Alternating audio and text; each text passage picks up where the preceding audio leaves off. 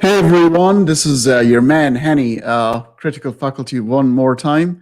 I know it's been a busy schedule over the last few days, but today I've got an interesting guest, somebody who I wanted to have a word with for quite some time, but our schedules were quite busy for the last few weeks. But I would like to introduce Thomas Sheedy. Hello, Thomas. How are you?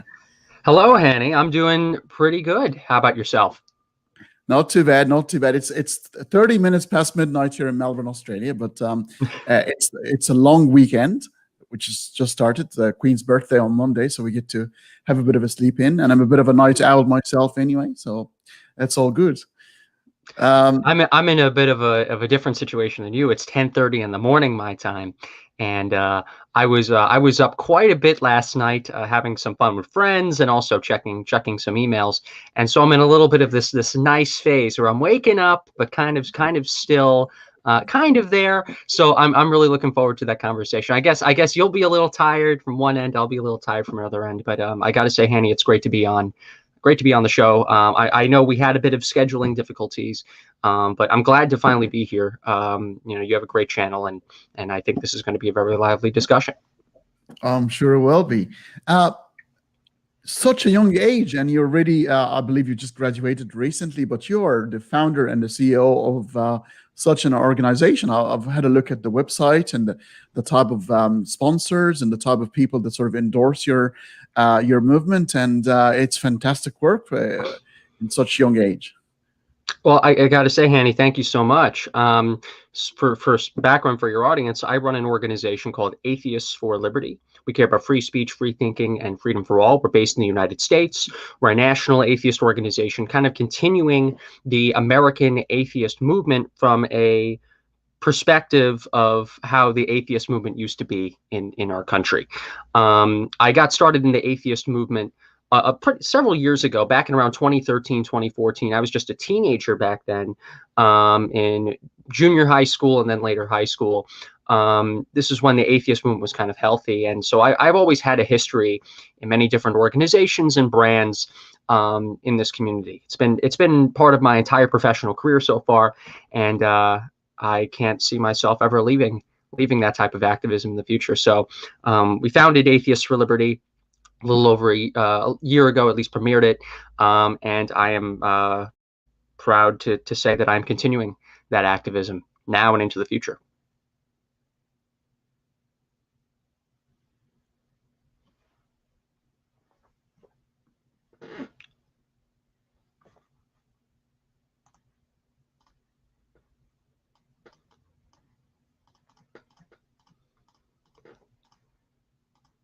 I think I'm having difficulty hearing you. I don't know if it's on my end. No, I am the doofus because I've been talking for the last 1 minute muted. So. Oh, gotcha. I thought it was my earbuds. I just got these things. I'm trying to just make sure they work. Here we go. That late properly. Night and early morning thing is happening. The waffling on. That's totally fine. As long as I'm not the only one messing up, I'll be good. I was just saying, I've had a look at your website, and it's there for people to have a look at. The description of the video as well has all your contact details, your Facebook page, your YouTube channel, your website. Please, folks, check them out. But you've got such the celebrity endorsing your movement. You've got a couple of people. Obviously, they're convinced of the motto of your movement. If you can take us through some of the values and what do you stand for, and why did you have in this point of time to sort of voice these type of opinions? So if any of you go to atheistsforliberty.org, if you go to atheistsforliberty.org, you get to see the principles at which we fight for. And we care about individual liberty, a free exchange of ideas, supporting and defending the United States Constitution, the document that sort of gives us secularism here in this country. We really want to uphold religious liberty, religious freedom, and we want to defend secular government. Those are our 5 principles that we endorse, that we fight for, and that we care about. The reason why we took a public stand for many of these values is that In the atheist community, especially in the United States, I would argue that many of those values are not being defended so much anymore by existing voices.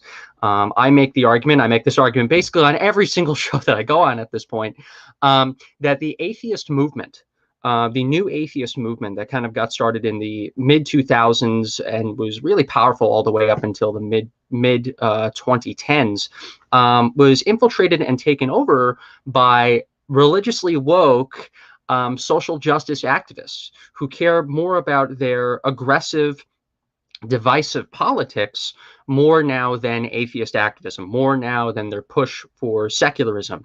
And I think it has hurt the sort of atheist, the powerful coalitions that we've had in the past. It has hurt the sort of unifying message that we're pushing for a powerful atheist voting bloc, and it has hurt atheist activism. And so when it comes to these values, they've really taken a seat on the back burner in many respects, which just isn't right. I proceeded over the years to contact many people who were in the movement, who wanted to still fight for these values, who feel like they've been betrayed, that they've been betrayed by the organizations that have claimed to espouse a love of secularism, to espouse a love for reason. And many of us decided to sort of band our ideas together, and through that I founded Atheists for Liberty as a result of it, with those principles in mind. Right. I mean, people would probably confuse your movement because you say, oh, well, you're opposing the left, so you must be right-wing then. But then they give themselves sort of a brain phrase because they go, well, right-wing atheists, okay, or confused. What's going on? So a bit of that is true, and a bit of that is kind of not true. A little bit of it is diluted. Our main focus is to continue what the new atheists started. We want really a politically neutral atheist movement in which we push for secularism and atheist normalcy. However, simultaneously, we're trying to do things that the atheist movement really hasn't done that well in years past. So when it comes to right-wing atheists, we are trying to also normalize atheism, not only on the political left, like many atheist organizations have done, ever since the 2000s, but we are trying to do the same thing on the right. In the United States of America, thanks to the success of the atheist movement when it was healthy, we now have something called the Congressional Free Thought Caucus in Congress. We have representatives of the House of Representatives on this caucus pushing for science-based policy and secular policy and the acceptance of atheists and agnostics, which is fantastic. Really comes to show the progress that we've made over the last 2 decades. The problem is that if you look through the Congressional Free Thought Caucus, you'll notice that they're all filled with Democrats, members of the Democratic Party, the left-leaning party in the United States, which I view as a bad thing. If it's filled with all members of one particular party, a lot of people are going to think that automatically, if you're an atheist or if you're a secularist, you must automatically espouse left-wing views, left-leaning views. And that's very, very dangerous because that excludes the other half of the country. And that excludes activism that could be done to normalize atheism in right-wing circles. There are plenty of libertarians and plenty of conservatives in the United States who are secular as well, who are not, who don't have a voice in organized atheism and secularism. And so we actually premiered our organization at a popular political event in the United States called CPAC, the Conservative Political Action Conference. And we proceeded over the past year and a half to go to conservative and libertarian leaning conferences. That is one of our sort of sub-missions. But also, a lot of people think that automatically we're a right-wing organization, that everybody in Atheists for Liberty is some sort of Republican or conservative, and that also isn't true. We have a lot of anti-woke liberals, people that support people like Sam Harris and Richard Dawkins, supporters of theirs that are part of our organization. We have libertarians, and we also have conservatives. We have people of all walks of life.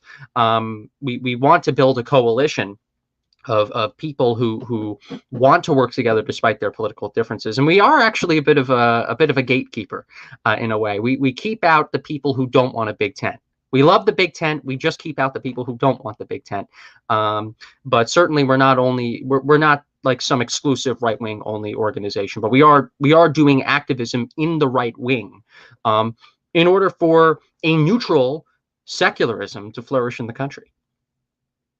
Yeah, it's the conception is if you're left wing, you're necessarily, because obviously Marxism and how it started. It started to be affiliated with atheism, but I think for the wrong reasons, because I've never liked the left brand of atheism, because again, it puts too much burden on the label atheism, because it's just it's a position with regards to just the one thing.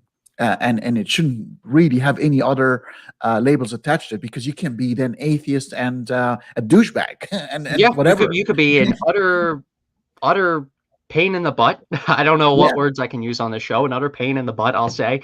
And you can be an atheist. An atheist is simply someone who doesn't believe in God.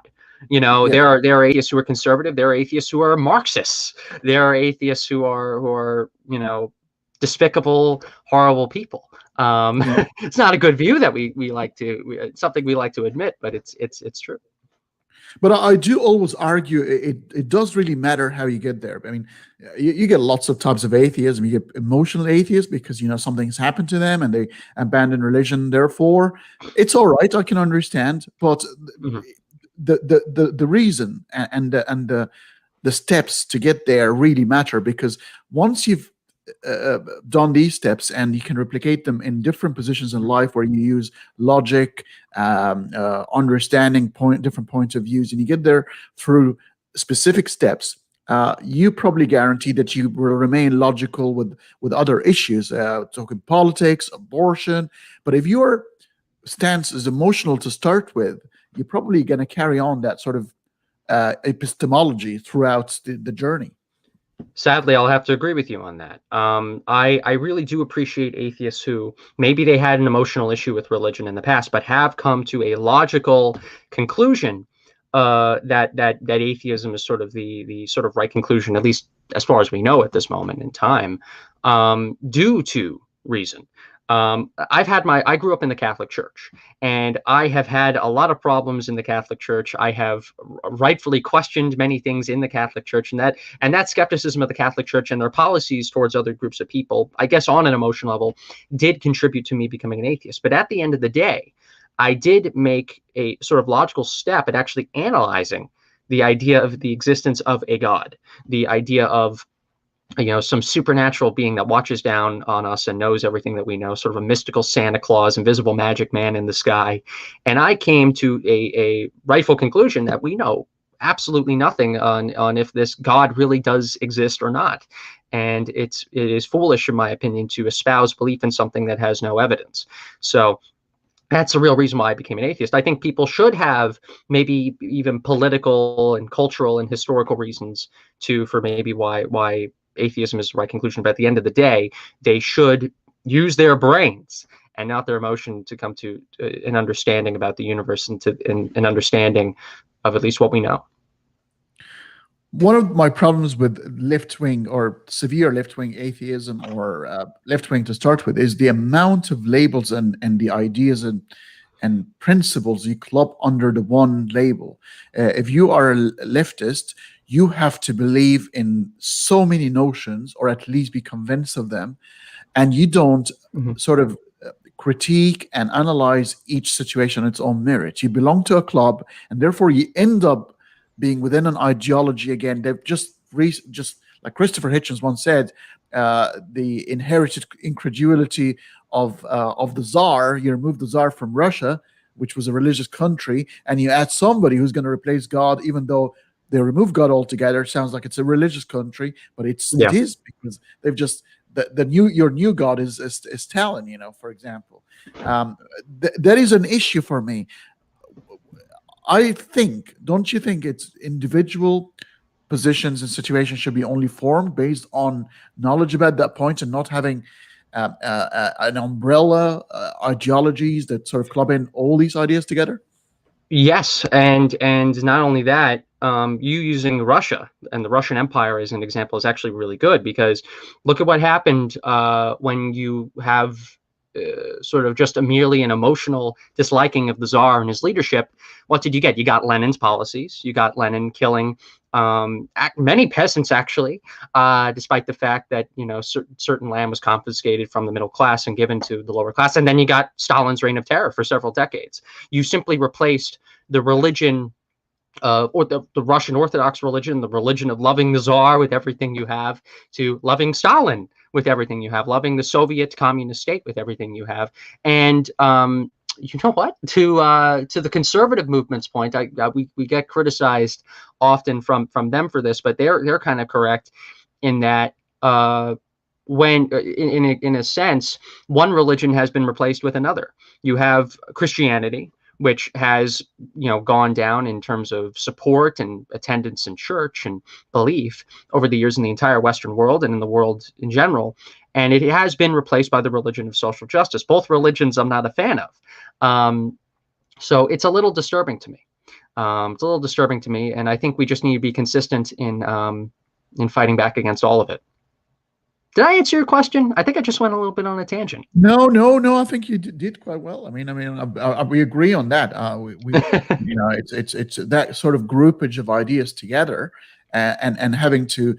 It's all pre-made decisions. So you're faced with a notion, and you've got a ready answer because your ideology has given you an answer. That's very similar. It sounds very similar to religion, doesn't it? I think I like to be faced with a position where I have to scratch my head for a bit, and I go, hold on a second here. I need to think about this for a while. That's what I like, and that should be the default position. Not, oh, hold on a second, page 52. I think I've got an answer for you. You know, that's just ridiculous. Right. I've got a question for you here that might lead to segue for another questions I might have for you. Obviously, this is getting bigger here, but obviously, are you planning to expand globally? So I would say mostly no. The sad reason is that we don't have the resources to really do that at the moment. Atheists for Liberty is a United States, US-centric, US-based organization. We are continuing a lot of the American atheist activism that really has been lost over the years due to wokeness and due to social justice.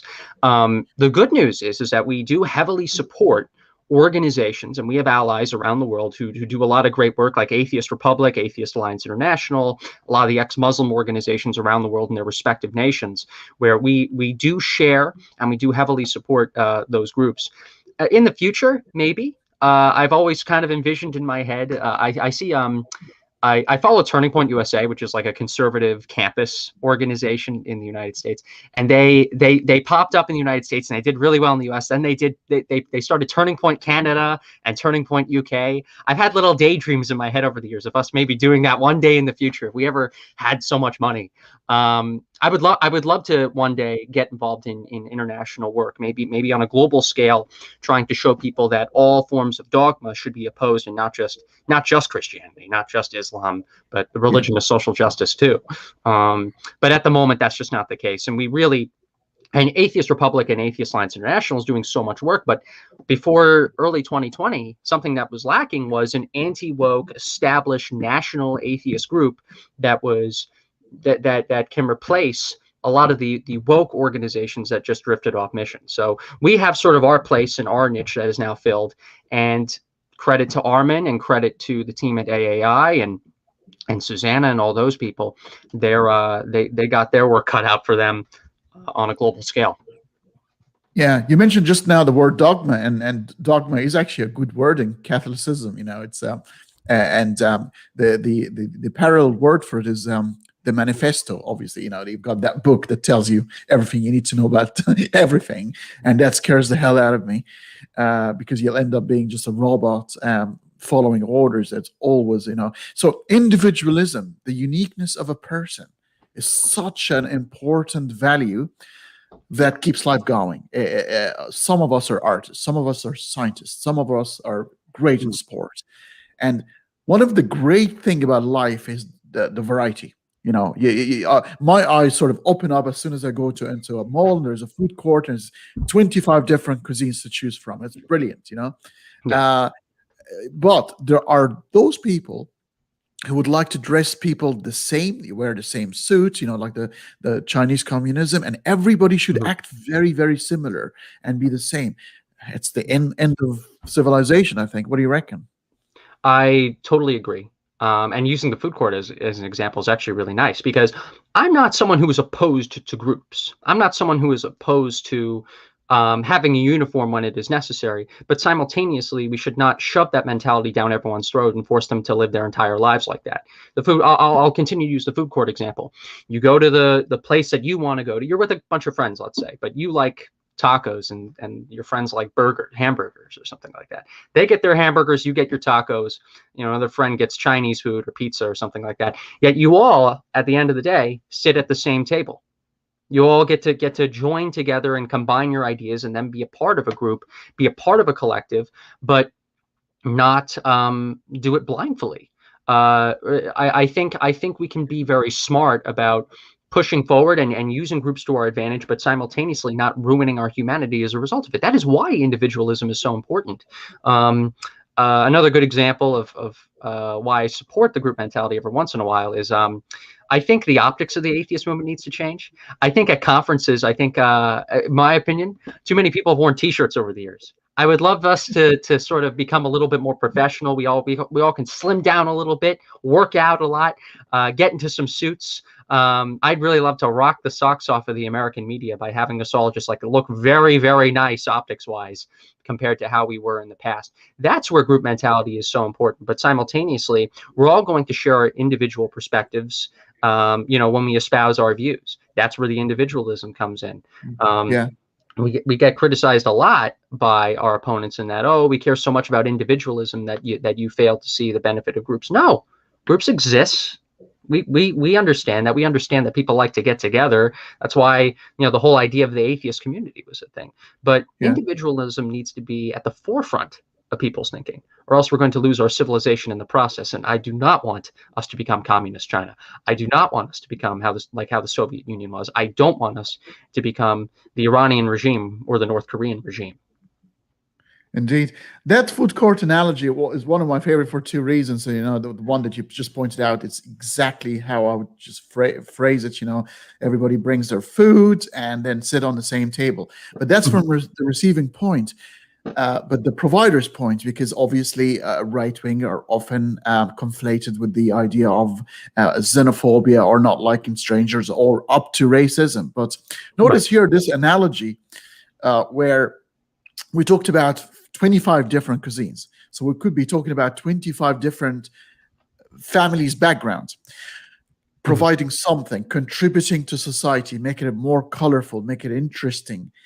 Nobody's ever going to be opposed to those migrants who will go to a new society and provide the best that they can offer that new society, make it more colorful, more interesting, and rich. But then you have the bludger, those who would actually end up, sucking up the air. And if you stand and say something, oh, is it because I'm brown? I was like, no, right. It's something else. No. You brought up migrants. The Syrian refugee crisis is actually a good example of that. Obviously, if you're a humanistic kind person, you obviously have sympathy for people fleeing war-torn nations, for families trying to get out of a bad situation to make a better, fathers and mothers trying to make better lives for their kids. Simultaneously, sometimes those efforts are ruined by individuals who want to come into these nations, these secular nations, and bring forth their own religious dogma and their own religious laws. Looking at no-go zones, looking at what's happened to Britain, to Sweden, to Germany, to all these nations that have said, "Oh yeah, come on in. We don't want to look like the bigots of the past." While simultaneously they're enabling new bigotries to form under the guise of tolerance, and it does a disservice both to the people who want to be tolerant and to the refugees not trying to cause problems, the refugees that just want a better life. I actually recommend this one documentary. I know some people think she's absolutely horrible. I think Lauren Southern actually made a very good documentary about the Syrian refugee crisis, interviewing not only people that were trying to manage the situation, but also refugees themselves, really trying to make a better life for themselves. A nuance in that things aren't really perfect at the end of the day, and that sadly, dogma is always going to be injected. And that's another reason why these issues haven't been entirely solved as well.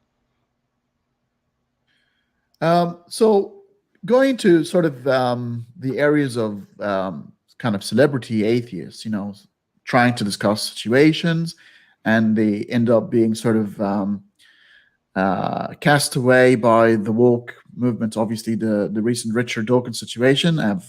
I was very upset personally, because context seems to be nothing in these people's minds. The guy's background and the guy's continuous discussion and his behavior. He's a cold scientist. Yes, he's not the most warm person when it comes to. He looks at facts and he gives it as it is. It's just his behavior. It's behavior, yeah. But they just didn't understand that context whatsoever, and they jumped. And I was so upset. I think the award was awarded, almost a quarter of a century ago, for great things he's done. What is your stance on this? Because I thought that was insane. I obviously I thought it was insane, but also I was not as surprised as other people were. I knew this was going to happen. I knew this was a long time coming. Just to give a bit of background to people from a United States perspective, you had the new atheist movement that swept the Western world, that swept the United States, especially in the 2000s, starting with the release of all the books by the Four Horsemen, Richard Dawkins, Daniel Dennett, Sam Harris, and the late Christopher Hitchens. As a result of the release of these bestsellers, numerous different atheist organizations in the United States flourished. Meetup groups flourished, local affiliate programs flourished, national conferences and events flourished, all the way leading up until the 2012 Reason Rally, which was a fantastic success. And then we sort of continued that over, and then the movement just died and failed in 2016. What happened was, in 2011, from 2011 to 2016, a 5-year period, we allowed movement infiltrators to come in, woke activists under the guise of combating racism, combating sexism, combating homophobia and transphobia. We put these people into our boards. We put these people into staff positions, volunteer positions, and all different types of groups, from SSA chapters to AA chapters to FBB chapters to AHA chapters. And they rose up the ranks and they said, we have the magic goggles to see the racism that you don't see. And over time, these people started to gain much more influence. By the time Reason Rally 2 happened in Washington, D.C. in 2016, it was kind of shown that the movement really just died. It became a ghost of its former self. And anybody who opposed from 2016 onwards, so from 2016 to 2021 so far, anybody who has sort of vocally opposed this woke takeover of the atheist movement has basically been canceled, or they have left the atheist movement for their own sanity's sake. So by the time these woke infiltrators won in 2016, Richard Dawkins became sort of the last link between the old atheism 1.0 culture movement and the sort of new IDW anti-woke kind of thing that a lot of atheists, normal atheists, have kind of moved into. And the people who took over the movement, they wanted to destroy that link. Richard Dawkins, he's sharing, cynical theories. He's sharing stuff by Peter Boghossian. He's sharing stuff by Michael Shermer. And well, if I'm a woke head of the atheist movement, I don't want that to be in my movement anymore. I don't want that to be in my community anymore, because I'm pushing a religion that opposes what Dawkins is doing. Dawkins was sort of the last piece there. And you start to see over the years little tiny things in their efforts to try to get rid of Dawkins. It was sort of a lead up. In 2016, a few months before the second Reason Rally, he was disinvited from speaking at the Northeast Conference for Science and Skepticism. He was later reinvited after pressure from a lot of people, in the movement, as well as sympathy for, I believe, a heart attack or a stroke that he suffered through. Yeah.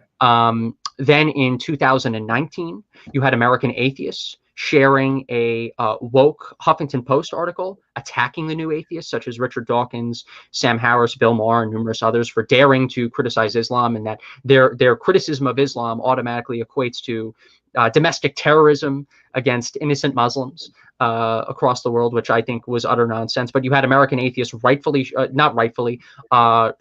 in my opinion, sharing that article, sharing the quote that they think would be the most damning to Dawkins, and having people like and share it around. And now you have, in 2021, the American Humanist Association revoking Dawkins' 1996 Humanist of the Year award. I am not surprised. The movement was gearing up for this, because by 2016, when they won, they didn't have to pretend to be neutral anymore. I'll go into one little last rant, one little last tangent. I state this these days on a lot of programs.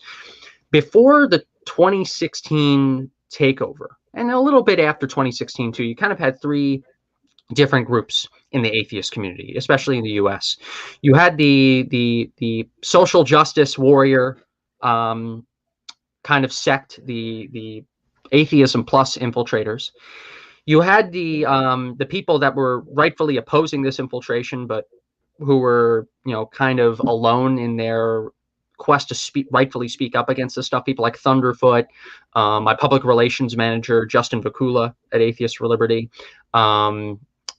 people that were known as the Slime Pit. So just a bunch of people that were seen as a bunch of women-hating trolls. That's what they were wrongly painted as.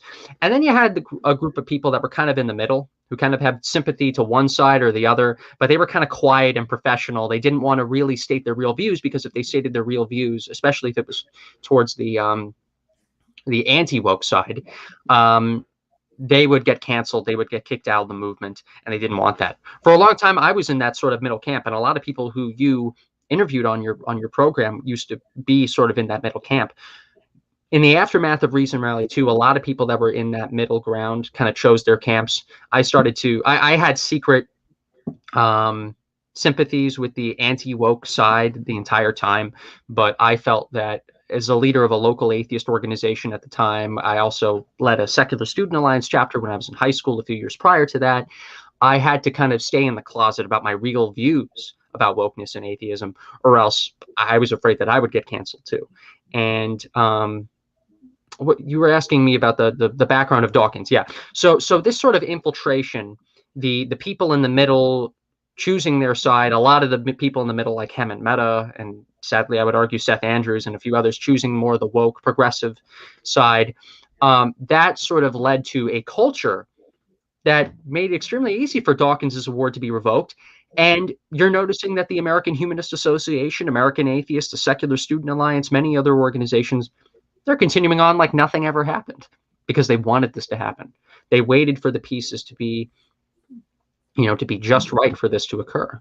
Dawkins is losing influence, I would argue, in the atheist community, because there are more and more woke people taking over the atheist community that want nothing to do with him. They see him as a white supremacist, a hater of women, a lot of just nonsense, but the culture was right for it. Well, not right morally, but right in terms of tactics on their end for it. And so that's why I'm not surprised. Not surprised at all. It's why we had to form Atheists for Liberty, because the entire culture of the United States, US-based atheist movement was permeated with this new religion. And so now they went for Dawkins. Yeah. Obviously with Dawkins as well, aging, and probably his public appearances are sort of dwindling. He's an easy target. You know, he's an icon of the past, but he's sort of frail and weakened, and therefore it's easy to oust. But yeah, one of the criticism that's been put through is atheism. I'm not saying people are faking atheism to get famous, but as people started to talk more about that and say, hey, people are listening, I'm getting an audience, and some people have had this sort of thing getting into their heads and made a career out of it. And I'm not saying they're faking atheism; they're atheists, but they thought, oh, well, I can actually this could be a full-time job, you know. I'm not a politically correct person, so I will mention names because that's what I think. They can prove me otherwise, but I think Matt Dillahunty is one of them, for example. Yeah, you sighed there. I did sigh. When it comes to Matt Dillahunty, I used to look up to the guy. When I was in high school, I used to watch the Atheist Experience every Sunday, I believe. It came on online. It had a live stream component. I used to watch Atheist Experience clips from like 1997 because I was that interested. This was around the time when I was just getting into the movement when I was a kid, just became an atheist after watching Bill Maher. And so I was watching these Atheist Experience clips all the time, watching full episodes, watching Matt Dillahunty, how he got so famous over time in the atheist community. And then I saw what happened to David Silverman. Yes. I saw what happened to David Silverman. I saw that he ended up I'll just release a bit of information here. He ended up stating to Dave in 2016. This was 2 years before the allegations became public against David Silverman, these ridiculous allegations that the consensual sex that Dave had with his wife was water under the bridge, that this was water under the bridge, that this is not a big deal, that Matt would continue to share a stage with Dave despite what happened.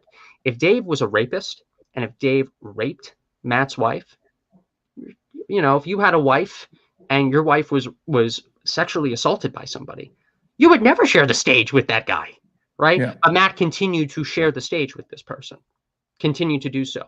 And Matt was Dave's boss. Matt Dillahunty's on the board of directors for American Atheists. David Silverman was simply the president, the executive director of the organization. Dave could have been fired at any time for anything.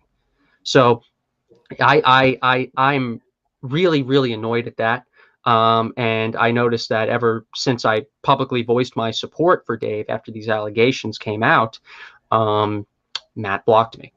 Matt, I don't think knows me that much. I met him in person once at AACon in 2017, but it's a real, I view it as a real shame. I used to look up to the guy. I viewed him as a great firebrand, but he also drank the Kool-Aid of the woke religion, and he is part of it himself. He's one of the gatekeepers too. Yeah. Obviously, it isn't the best thing for me to say on air, but that's what happened, and I'm really annoyed by it. Yeah, I remember. I remember going to his page because as soon as the retro Dawkins saga started to emerge, and I hated his post. His post was the most disrespectful post I've ever seen. Basically, sharing the stripping of Dawkins' word, and just had one word with an exclamation mark, good. And that's it. And I felt so bad and betrayed. And, you know, look, really, what about a bit of analysis? What about, I mean, Seth Andrews, in all fairness, he actually put an interesting post. I read his statement. He's, yeah. So if you want me to give a little, bit of my view on Seth, I will. I think that Seth Andrews is a good person. Yes. I think that morally, he thinks he has a good core. Here's the problem, though. I told you about the what happened in post Reason Rally 2016. I think Seth continued to see himself as a normal, neutrally minded center figure, you know, non-biased, good moral man.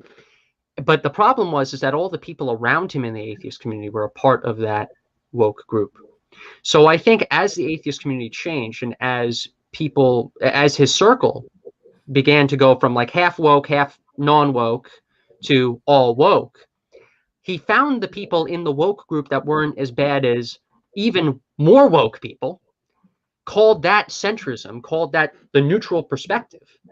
And so I think he thinks that, oh, I'm not like I'm not like Steve Shives.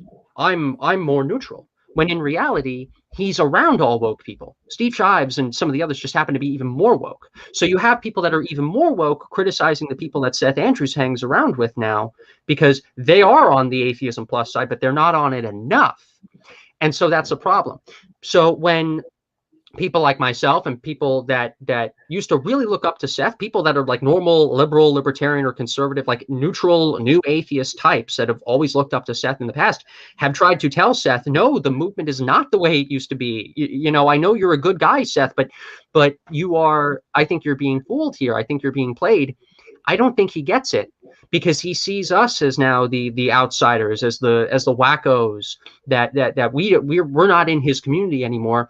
And so the people around him are telling him, oh, you know, those Atheists for Liberty people, those you know, AAI people, those anti-woke types, they're so nutty. And so I feel bad for him. I think he thinks that he's the neutral people, but in reality, we were the neutral ones. We were the neutral ones. We were the ones that were willing to actually work with a lot of the woke type atheist groups and type atheist activists. And it wasn't us that made the decision to not do that. They made the decision to not work with us. And so I don't know if Seth will ever be able to come to an understanding of where we're at. I don't know if maybe he's in the closet about some of these views. Maybe he does have some views that are actually in our favor, but he can't admit them. But that's at least my view. He sees people like Jimmy Snow, I think his name is Mr. Atheist now, or whatever, or I think he changed it back to his name because he doesn't even want to be associated with atheism now. He's a woke guy. He's the guy that told Rationality Rules to apologize for daring to be transphobic about women's sports, about trans sports in the United States. And that's a very woke, radical position. But Seth, because of the community that he's in, he thinks that Jimmy Snow's position is the neutral, centrist position. It's not. But the problem is we look crazy because now we're part of the outside group. Seth is still in the movement, so he thinks that his perspective and the one that he's being advised to have is the normal one. And so I think Seth is he's defending Dawkins a little bit because he had such a personal experience with Dawkins. But any one of us who were neutral just in like 2015, 16, 17, we're the extreme ones now. We're the oddballs now. Yeah. No, it's just because the woke people took over the movement and control the narrative. They're controlling the narrative, I believe, for Seth to see. And that's the difficult part in all this. That's my view on Seth Andrews. I think he's being played. I think he thinks he's neutral when his current positions are actually not. They are on the elevator gate atheism plus side. They're just not, I guess, as bad as Rebecca Watson's view or P.Z. Myers' view. And so P.Z. Myers, he must be in the middle. Don't get me started with P.Z. Myers. He lost the plot. I think he's at some point he just completely lost. I think, and that's another thing. I think some were quite sort of jealous of other people's being more in the limelight, and they're sort of fading away. And I've seen a couple of these scenarios where they actually gone to the other camp in spite, like, oh, you're not going to take me, then I'm going to go the other way, sort of thing. PZ loves me. PZ and I are great friends. He's such a great guy. He writes so many articles about me, and since he writes so many articles about me, that's because he loves me. I got to reach out to PZ soon. I think we're going to have such a great internet bromance. I'm looking forward to it, PZ. I read your articles all the time. Keep writing about me. I love the attention. Didn't he block you on Twitter? He did. He did block me on Twitter, but I still read your content, PZ. I know. I know how much you care about me. So don't worry. Your secret is safe with me. Although I guess I'm blurring it out to the public now. Maybe I'll have to write an article. This is the annoying thing, the personalities. I mean, that's human and psychology dynamics. You get an audience and suddenly, oh my God, people are listening to me, and we get sort of inflated ego, and then you end up with that political struggle. Who's going to be the most famous? Who's going to attract the most famous speakers? They forget about the main reason why they got into this, and suddenly it's no longer about atheism. It's about who is I drew 200,000 crowd the other day. I'm the bigger name. Therefore, I'm better. Yeah, that's a bad mentality.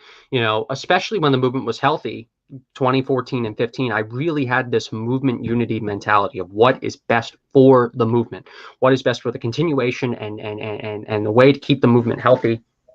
In the current age. And so that was always my objective. Never, for years and years, I stayed out of this fight. The only reason I'm public about it now, and why we're now in the fight, why we were opposing this social justice woke religion, is because we have to at this point. But for a very long time, I was in that middle ground because I wanted the movement. Well, I was afraid, but I also, to a degree, wanted the movement to continue on, and it's not. And there are people who have their dogmas and their egos, who only care about crowd sizes and attention, and it's a horrible thing, because what I want is to win. I want this movement to win. I want secularism, and I want atheist normalcy to win. What I am doing right now with my work in Atheists for Liberty, it's because I am still movement centric. Why am I going to CPAC? Why am I going to Freedom Fest? Why are we going to CPAC? Why are we going to Freedom Fest? Why are we going to the Turning Point USA Student Action Summit, despite the fact that I'm also in that movement and I like that movement? Well, because my priority is to see secularism and atheism succeed. I want our values to succeed. I want the core principles of what the movement started out as to succeed. And we have to go to these places if we want atheist normalcy to succeed. P.Z. Myers and the people who run the atheist movement now, and the heads of organizations that are woke, they don't want us to go to CPAC. They don't want us to go to Freedom Fest. They don't want us to go to SAS, because their priority is their political woke religion, not atheist normalcy. So they see atheism growing on, say, the political right in the US as a threat to their religion, as a threat to their belief system. So that's how you know they don't even care about secularism and atheism anymore. I want the movement to win. I don't care about crowd sizes. I don't care about ego fights. There are even, sadly, I'll admit this, fights that take place in anti-woke atheist circles among certain organizations. I bet you've been paying attention to it on an international scale. I stay out of it. Just like how I used to stay out of the woke fight in the movement until Reason Rally 2. I stayed out of it. And I'm trying to stay out of the internal nonsensical struggles now, because it's a waste of time. I don't like to get involved in things unless I have to. The reason why I'm involved now in the woke stuff is because we have to be. Atheists for Liberty has existed because the movement in the US is destroyed, or basically a ghost of its former self. That's the only reason why I'm doing that. But I hate these dogmatic, egotistical battles. I view it as a waste of time. It's a waste when we're trying to build coalitions. That's what this entire atheist community was about, building coalitions with people, even if you have slight disagreements with them, to push for a common goal. And it's dumb and it's silly. I know exactly what you're talking about, Hanney, and it's it's disappointing. I was going to say we got a few hecklers in chat at the moment, and I'm not giving them the time and day. They're referring to maybe your past as a gamer. Yeah, as if it's as if I know I'm a those gamer. people. I spend a lot of time gaming Xbox, and is there something wrong with that? Is it supposed to be something There is nothing wrong with that. It just depends on the type of game you play and the type of people who follow you and spend a lot of time giving you trouble. Even on certain games, politics is involved, and there are some people who never grow up and never will grow up. Yeah. That's all I'll say about that. It looks like that. So I'm sorry, dudes, you're on the wrong forum. We're talking about big stuff now. So grown-up stuff. Right. Some of these people aren't even grown-ups. They're some of these people are just trying to get a little moment online. But I wasn't referring to their age. At the time, I just ignored those guys. Yeah, I wasn't referring to their age. Growing up, you could be 60 and still need to grow up. Definitely. Right. I want to talk about the Patreon saint of wokeism, the guy who kind of started it for me on TV, which is Ben Affleck. Oh yeah, my favorite guy, the guy who called Bill Maher and Sam Harris gross and racist. Yeah, let's talk about him. That was funny. That was funny because I remember clearly. It's like that's racist. This is as if you're saying dirty Jew when he talked about Islam being the mother load of bad ideas. I saw that episode live. I was a sophomore in high school at the time. I was at the time I considered myself to be a liberal Democrat. I was a big fan of Bill Maher. Still am a fan of Bill Maher. Bill Maher is the reason why in many cases I am an atheist. And I remember talking to my progressive friend in high school at the time. His name is Jacob, saying, "I'm so excited. We're going to watch Bill Maher together. We'll text each other about how great the episode's going to be." And I really like the guests that were coming on. I thought it was going to be a really good discussion about various different things. I always like real time in the format that Bill Maher has. And I saw that happen in real time back in 2014. And I was so surprised. I was so surprised about the discussion. I was so surprised that Ben Affleck couldn't have a basic understanding. This was like the liberal consensus, the liberal understanding about Islam and the war on terror and problems within the Islamic faith back in the 2000s. This was liberal. This was 2000s era liberalism. This was standard. And yet you have Ben Affleck doing that. Not only that, when I woke up the following day and looked on my Facebook feed in the atheist community, there was an entire woke outcry against Sam Harris and against Bill Maher by heads of atheist organizations, people who called themselves free thinkers, people who called themselves skeptics. It was a real shame for me, and I really just started to get worried about the welcome to my past.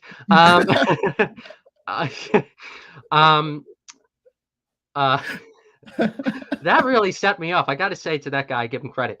What a ridiculous comment. But I was really just shocked to see what the atheist community was slowly turning into. The movement was still fairly healthy in 2014. Like I said, it was up until 2016 that the movement still was sort of together. And and it was a real shame. And I saw that live. That was a piece of history that did shape my life and how I saw politics forever. It was sort of a first glimpse that I got into, I guess, what was later called the regressives, the social justice types. And I was really disappointed because we couldn't even have a basic civil conversation about Islam and the problems in the Islamic world and the problems that many women face and many other believers and atheists face in those areas of the world. And Ben Affleck, I think, did a disservice. I don't know if he was advised by an assistant of him to say these kind of things. He was given some sort of progressive background about Sam Harris. I don't know. I'm going to make the assumption that Ben Affleck isn't really the intellectual genius of politics, but I saw that when I was just a 16-year-old kid. And that made me worried, rightfully worried, but at least I got a taste of what was coming. At least I got a bit of an understanding. Maybe I was able to mentally prepare myself more for what was happening, but I was there, and it really sucked. It's shocking. I mean, people think we're against being woke because we don't like them. They're just annoying. They're noisy. But to me, it's just based on one premise, one thing that I reject that idea. It stops you in your track and stops the conversation.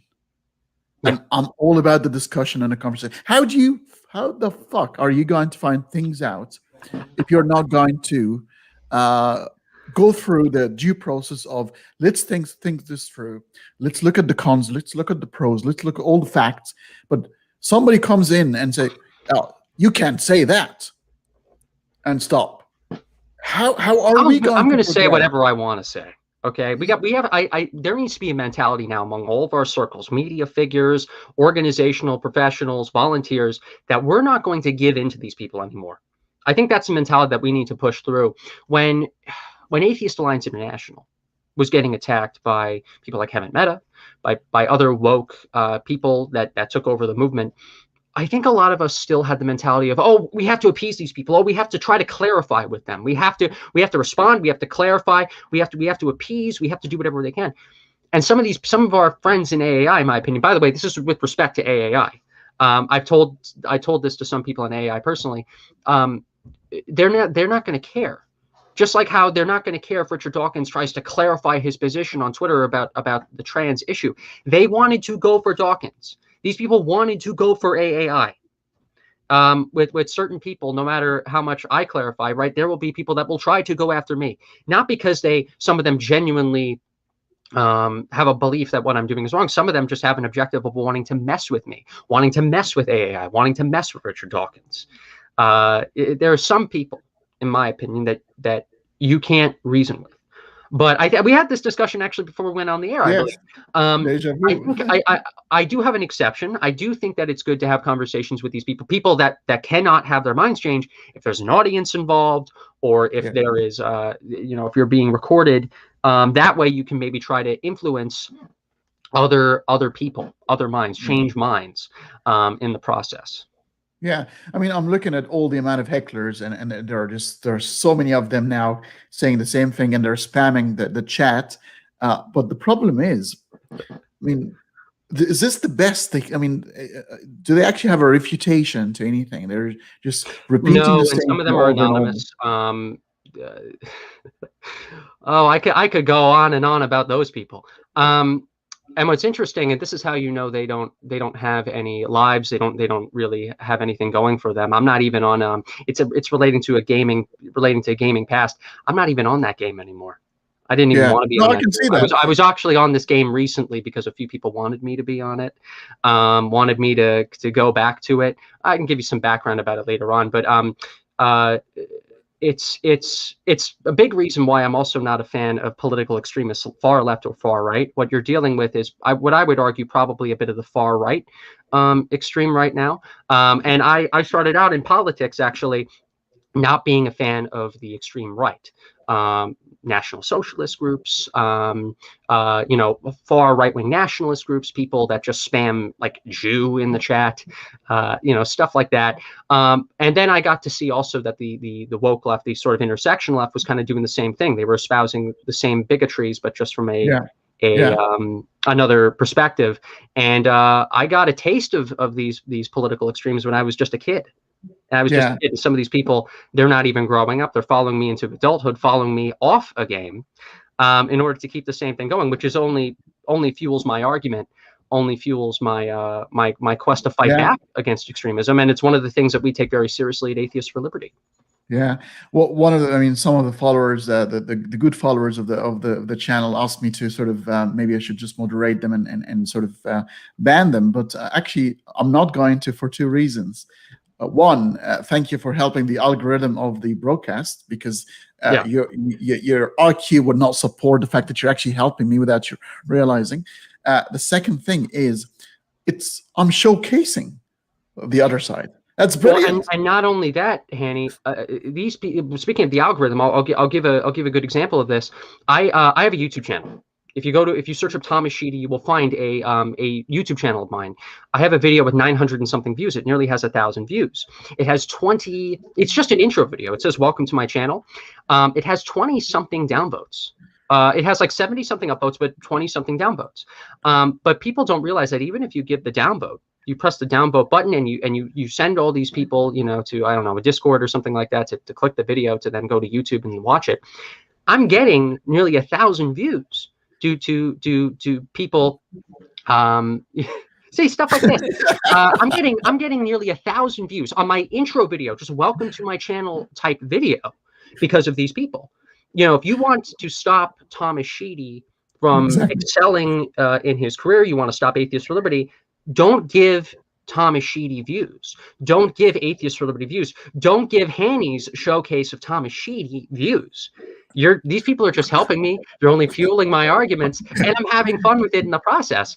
Cheers, guys. Thank you. Yeah, to them. Although I would also argue, I bet knowing some of these people and the people that are mentioning the gaming stuff, some of these people are probably under the age of 18 years old. Some of them have probably. I always give a bit of humanity to some of these people. I have seen people from that sort of gaming view who have had like very far right views sort of evolve and grow up over time and contact me and say, Thomas, I'm so sorry for the past and the stupid comments I've made. I usually give a bit of humanity towards these people too, and especially since some of them are kids. Some of them are actually kids. I can give you a bit of background on some of these individuals later on. I do hold a bit of humanity for them and hope that, one day when they grow up, when they do become adults, when they do actually have responsibilities, they will realize that what they did on here and what they did on the internet was stupid. And I'll be ready to forgive them. Fair enough. Like, Thomas is a Mossad agent. Like, really? Really? Imagine if I was getting money from Israel. What if I was getting money from I don't know, one of the Iranian regime? Imagine if I was. Yeah, I'll take the money. I'll take the money. Yeah, please. I'll take the money. I'll take all of it. Give me the resources. You probably take the money and still do what you want. Yeah, exactly. Sure. If any government agency wants to give me money to do what I just want to do, contact me. All right, let's get back on track on things, and hopefully these guys will listen up just a bit, because, as I said, it's not because we hate them. They're annoying. They don't shower, or they that sort of thing. That sort of the stereotype of the leftist, the Antifa and so forth. But it's down to that one thing that I said. They stop the conversation in its track. They think every time you ask an open-ended question, you actually mean something by it. So remember Richard Dawkins in his tweet, he had sort of information, he had a question, and at the very end, that keyword that everybody oversaw and ignored, which is discuss. Let's discuss. It's sitting on the tweet, and nobody saw that. Nobody wanted to see that. The guy did not make up his mind. He didn't say, by the way, and this is my point of view and it will never change. He wanted to have a conversation because somebody could change his mind. And look at the subtweet below his main tweet, and he provided clarification. Yes, yeah, I'll even say there's one bit of the clarification that I even disagreed with Dawkins on in the subtweet. We can go over that if you want, but I still have such a big respect for Dawkins. I know he meant it in a well way. Even with clarification, right? These people didn't care. These people wanted to go after Dawkins. These people wanted to get him out of the movement, get him out of the community. They didn't care that the Richard Dawkins Foundation for Reason and Science merged with CFI in 2016. They didn't care about the professionalism of the movement and what it would do at conferences.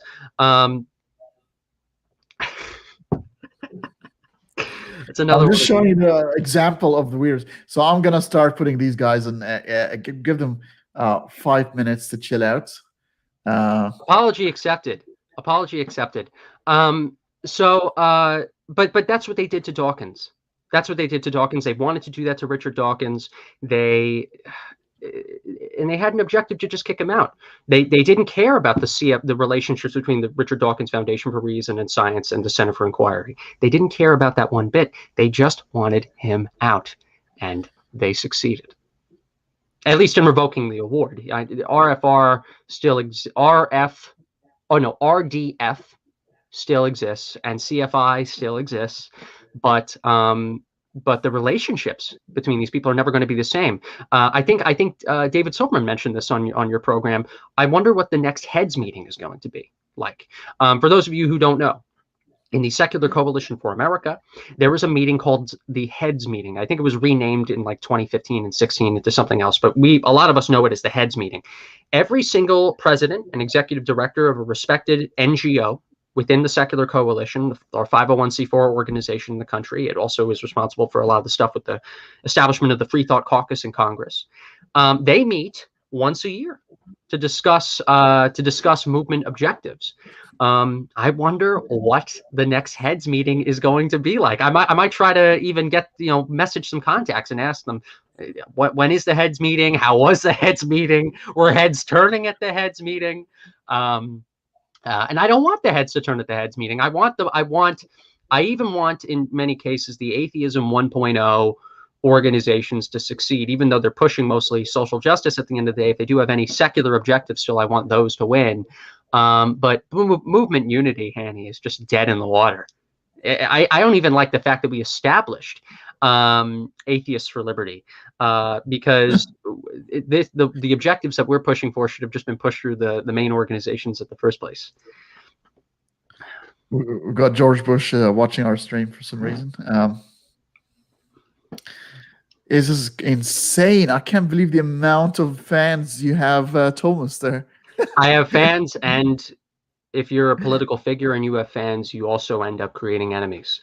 I can see that. No matter what age you are, some of these people will continue to follow you, no matter if you're a child or an adult. But you know what? I wish the opposition is a bit more profound. I wish it was like, hey, I disagree with points 1, 2, and 3, and here's why. Credit to these people. In the defense of some of these people are children. And some of these people are they're kids. Some people are underdeveloped, especially if you spend so much time on the internet for such a long time. Some of these people, not all of them, also might have some mental things going on here and there. So I do have some sympathy. I do actually have some sympathy. And in a case, I actually do have some sympathy for some of the extreme woke people too, because Melissa Chen pointed this out, who's on our advisory board. Some of these people actually do have cases of mental illness that we just tolerated, that we let spew into public policy in our movement. And so I do have sympathy for these people to a degree. Some of these people are kids who are part of groups, and they probably got a link somewhere. And so they went here, and then they started spamming the chat. I've seen a lot of this stuff before. Fair enough. So let's not be distracted. It's giving me views. If this audience gives me views, like I'm coming out my second video soon. If these people give me views, it's only going to actually help.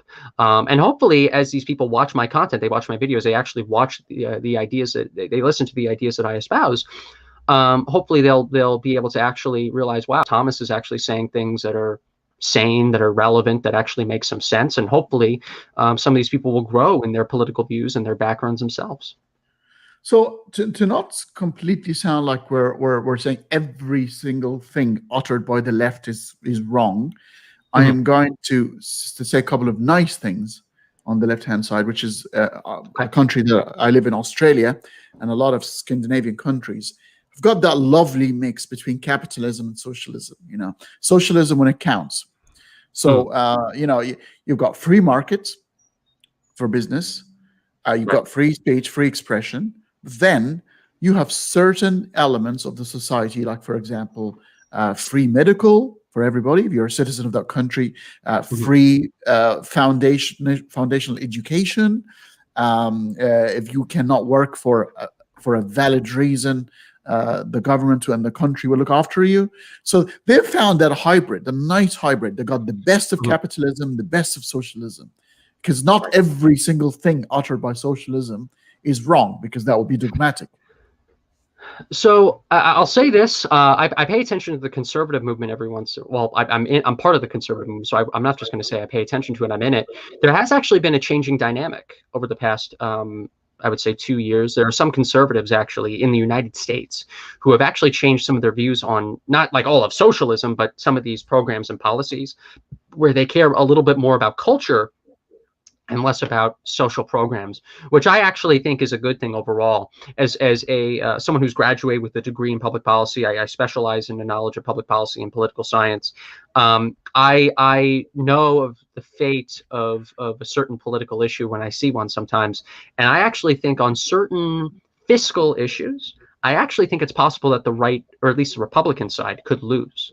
I'm going to state that there is a growing, despite the fact that this might not be my view, there is a growing, a growing movement to care about nationalized universal health care, to care about higher minimum wage, to care about a lot of these various issues. And personally, in my line of work, I actually care about the cultural issues more, because a lot of people tell me, oh, Thomas, all you do is care about the culture war, religion. Why don't we talk about policy and how it affects real people and working people? You can have those conversations all you want, as long as you have a culture that allows for dialogue. The culture war, in my opinion, is actually more important than fiscal debates and healthcare debates, because as long as the culture is sound, where the arena for debate is primed and discussion is primed, then we can lay out the data on why universal healthcare might be a good thing or a bad thing in a Western society or whatever country. It could be universal. But until politics is downstream from culture. So if you don't have a culture that allows for such debate, either on a cultural level or a legislative level, to occur, then policy that affects real people can't be accomplished at all. That's why we have to fight in the culture war, Hanney. That's why we have to continue these discussions. That's why I want to grow Atheists for Liberty. Oh, I completely agree. It's a culture, because issues will change. They evolve. Yes. They will emerge new ones. But and if you have an open mind, say, well, we're going to face this together. We're going to sit down and chat and look at the data, look at the information, and come up with the best possible model to combat that. But if you have a group of people that would say to you, sorry, you can say 1, 3, and 5, but 2 and 4, no go. Why? It just doesn't sound, it sounds racist or bigoted, but they're not even getting into it. Like lots of conversations, they're quite taken superficially. Like I remember that Ben Affleck conversation again, because Sam Harris pressed him and said, Islam is not a race. To be racist, the word would be bigoted. It's not racist. You and I could convert to Islam at any moment. Exactly. And there are white. There are some Russian Europeans in Albania, European, and the old Yugoslavia, the Bosnians. They're blue-eyed, blonde Muslims. So it's not race, really. Even the Jews are no longer a race. Look at them. They're the Flaja, the black Ethiopian Jews. You have the Ashkenazi, you have the Sephardic, you have various different sects, and even in Africa, yes. It is not universal. And then you have the different types of Judaism as well. So yeah, and you're right. And another thing I wanted to actually mention too about differences in how, when it comes to the culture, we want to build a culture of discussion and all that, even before getting to a lot of these important issues. We have people who identify as liberals, who believe in universal healthcare, who one guy who even calls himself a borderline Marxist, at least like in the academic sense. This is like one guy, but he's actually in our organization as a member, and he's willing to work actually with libertarians and conservatives in our organization on the common cultural themes, common cultural themes and principles that we have at Atheists for Liberty, which I think is so great, that we are able to sort of have that coalition. Again, the only people we're keeping out of our movement, are the movement that we're trying to rebuild now, are the people who don't want a big tent. So we want a big tent, except the people who don't want a big tent. Those are the people that we're going to rightfully keep out of our movement. And we made a big mistake 10 years ago of letting those people in. If any of you want to go to atheistforliberty.org, we have a content section, and you can read the most recent opinion article that I wrote a little over a week ago. Obviously, you live upstate in the northern states in the U.S., where the atmosphere is a little bit different. Have you traveled within the U.S. a bit? So have you been to the Over south? the last few years, I have. Yeah. Ever since getting involved in the movement, it has forced me to travel, to see the country more, to see how different the various places in our country are. You know, I was shocked before going into politics. I was shocked. I traveled in 2015. I was the 2015 FFRF Student of the Year. They gave me a check. I was the awardee then. Traveling first, I believe, I think it was Minnesota before going to Wisconsin, my layover flight. I went to the Mall of America, like the largest mall in the nation, and I went to Burger King, and I ordered a soda. I asked for a soda, and they didn't understand what I meant. They said, I literally had to try to clarify my position for another minute just to get the cashier to understand what I was saying. This is an American. This is someone who speaks English, because the word in that area of the country for soda is called pop, not soda. And it was so weird for there to be a language barrier in America when talking to other people. But I bet we're going to go into the religiosity stuff and the politics of it all. But there are definitely differences, and I've seen a bit of it over the past few years, traveling to different areas of the nation. Yeah, I think this gentleman here is trying to have a decent conversation, because he said he's a Finnish national, and he was a little bit upset about everything is going private in his own country, and the social elements is sort of fading away, which is I can sympathize with. And this is the sort of thing. So he's upset about that. He's talking about it. He said, "I'm feeling like my country is just completely losing the plot here." But this is the sort of thing you and I are trying to encourage. Obviously, if some people are feeling or thinking something is not going in the right direction, this is where things need to be thought through and said, okay, is this good? They need to be thought through, and then once they're thought through, there needs to be an objective to push back. And this is the mentality that I use as an atheist, actually. Using an atheistic mentality, I think, is best in this. You only live once. We're all going to die. That's just a fact of life. So, you know, you could get hit by a truck one day, and as far as we know, you're just going to be in a state of existence like before you were born. You probably won't even know it if you just die right away on the spot. So you might as well, you know, fight to the last man. Fight emotionally, fight verbally, not encouraging violence here. You might as well fight for for your ideals, fight for what you believe in to the last moment, because you only live once. What do you have to lose? If you win, you get to benefit millions upon millions of people on this planet. If you lose, well, at least you died trying, and I think that's noble enough. Yeah. This is funny. They're started to make donation. This is how stupid this is. This gentleman's made a donation. He's asking a question. I'm ignoring him because he's, you know, and then what did he say? He's asking now for fun because I'm a Jew.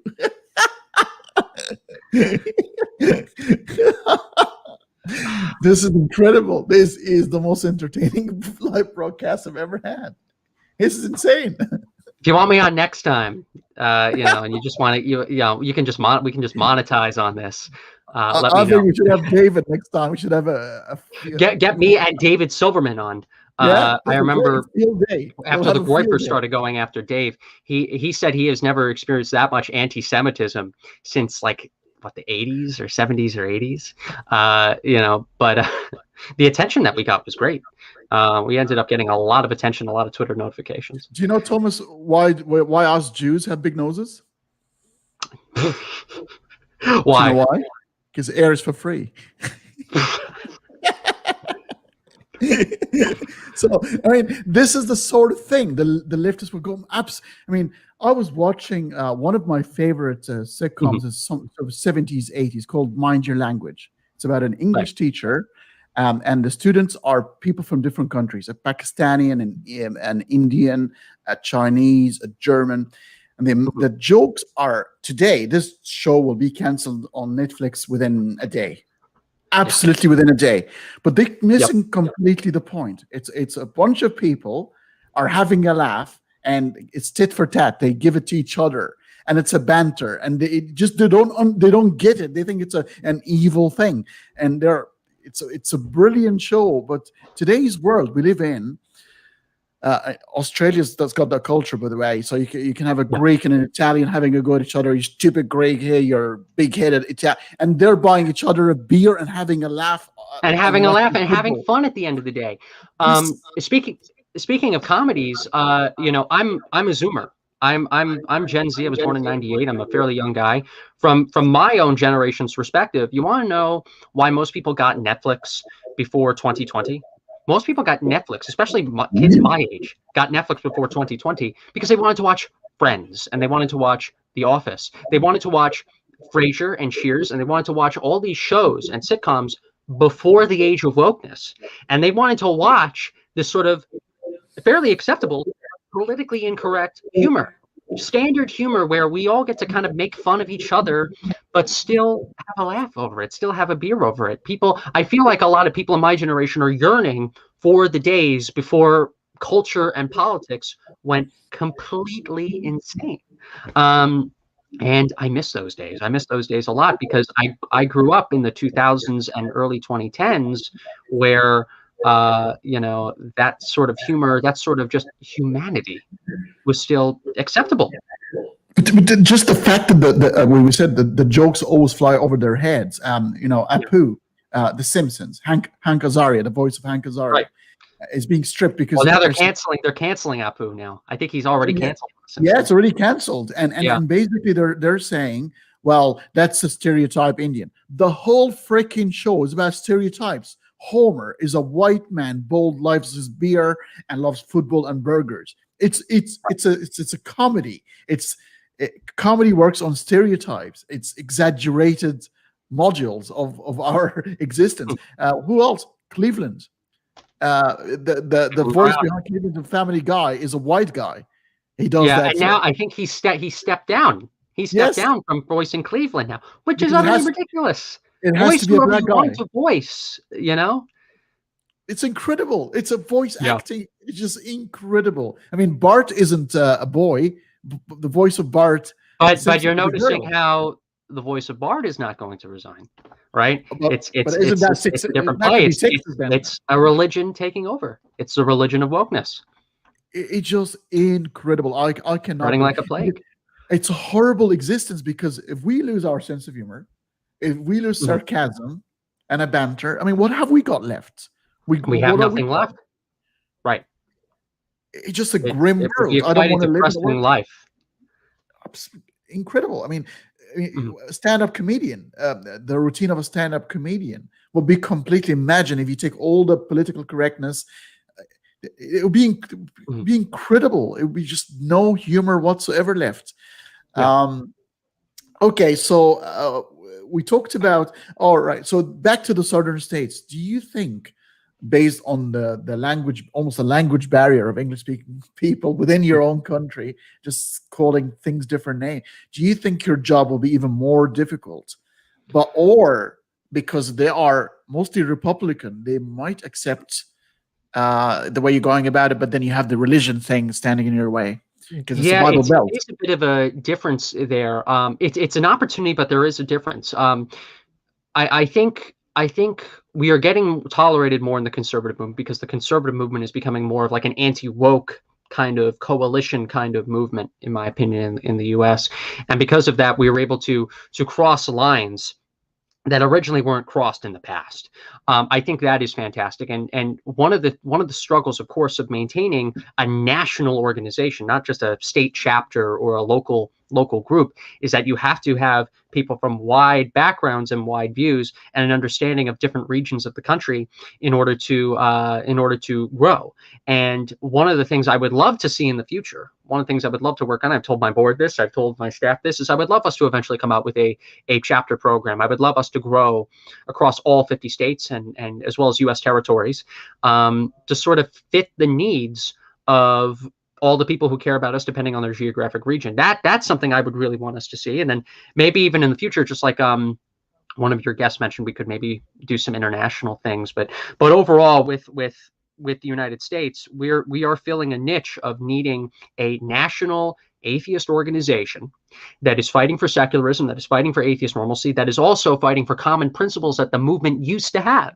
And we want to do that everywhere, despite people's language barriers, despite people's cultural barriers, despite people's backgrounds, religious, non-religious, whatever, in order to succeed. So where from here? I mean, this is obviously it's a bit dicey. You get a lot of mix. You get a lot of inputs. Yeah, you got people who are religious. They are going to reject your notion just because your atheism is part of your worldview. And Yes. then you have atheists who will agree with you on that, but don't agree with the wokeism thing, and they think it should stand. So you're almost fighting two battles. We're fighting two wars. We're fighting a war on two fronts. And it's a little annoying, but it's something that needs to be done. I am sort of a firebrand in the way I conduct myself as an executive. I consider myself to be someone who has at least a good amount of energy to take it. And I think it is a necessary war, a necessary fight for us to be involved in. I don't care how much resources we have to put into it, but it's a war that we need to win. And therefore, I'm going to fight it. There are woke atheists who call us a bunch of names, racist, sexist, Nazi, bigot, whatever, because they don't agree with our standard views that, there aren't a million genders, that racism and sexism isn't everywhere in all of society.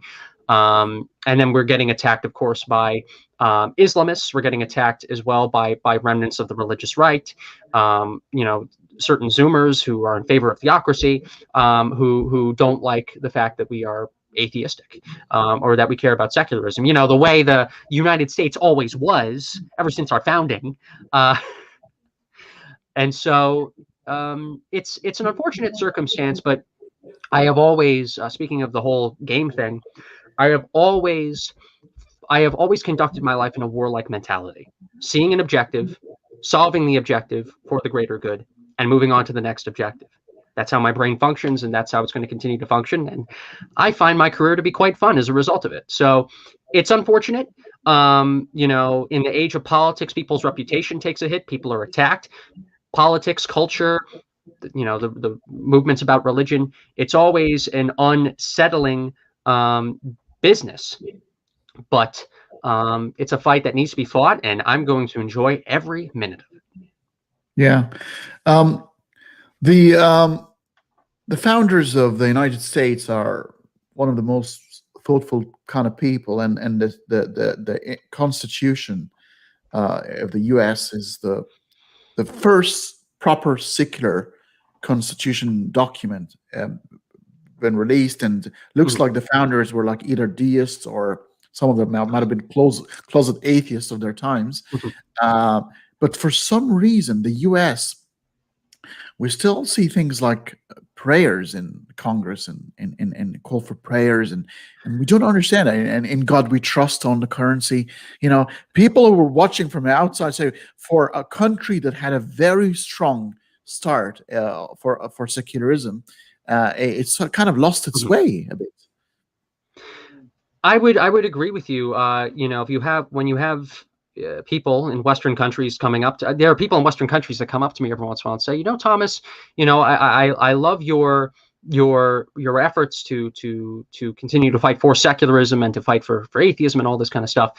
But it's quite odd to see the United States, the beacon of the West, the beacon of democracy, the beacon of freedom of speech and expression, as a more religious and some would argue a more dogmatic country than Australia or Great Britain or Canada. And I would argue that in some ways that's a good thing, and in some ways that's a bad thing. It's a bad thing in that, you know, you have plenty of other countries that sort of got a head start in cultural secularization, you know, nations like yours. But it's also a good thing because we have such a culture of religious freedom that makes it harder for religious laws to become public policy. For instance, look at the issue of no-go zones, right? You have Great Britain, the nation of the Magna Carta, the nation that pretty much invented representative government, have entire neighborhoods in urban areas of the country pushing the Islamic religion, pushing Islamic law over secular British law. Look at France, look at Germany, look at Sweden, look at your nation too. Look at Canada. Canada, a country that is only a few hours north of me. It is quite disappointing. We have a constitution that ensures everybody's freedom to live in accordance with whatever faith they choose or no faith at all. It makes it a little harder culturally for us to fight for the idea of us moving beyond the religions of old. But in a way, it sort of is also a safety mechanism. And it's something that I do appreciate as an American quite a lot. So sure, we have a little bit of more work to do in comparison to maybe yourself if you engage in secular activism in Australia. But I'm very glad that we have provisions that at least make it possible for us to survive a little bit more as a secular nation, at least on paper, in comparison to our allies around the world. Somebody's asking what's wrong with prayers in Parliament. Well, it's well, secularism is the separation of the two. You can pray in the mosque or the church if you need. So another thing, it's conflated because two things really.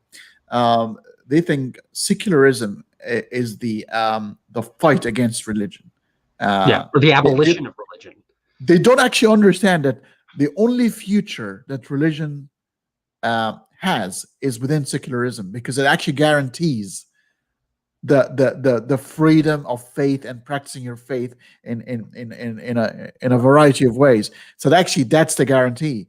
But on the other side, they reckon because we live in multiple societies now with multiple cultures, and the only way to be coherent with all these sort of ethnicities together is by allowing some of their religious doctrine to creep into the law as a gesture of, hey, we're hearing you, you're one of us.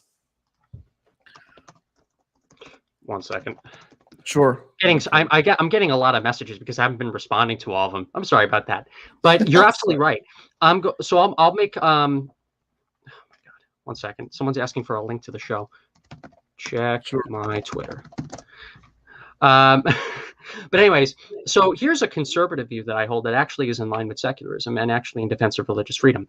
So around a year ago, I think a little less than a year ago, there was a Supreme Court decision made regarding my state, the state of New York.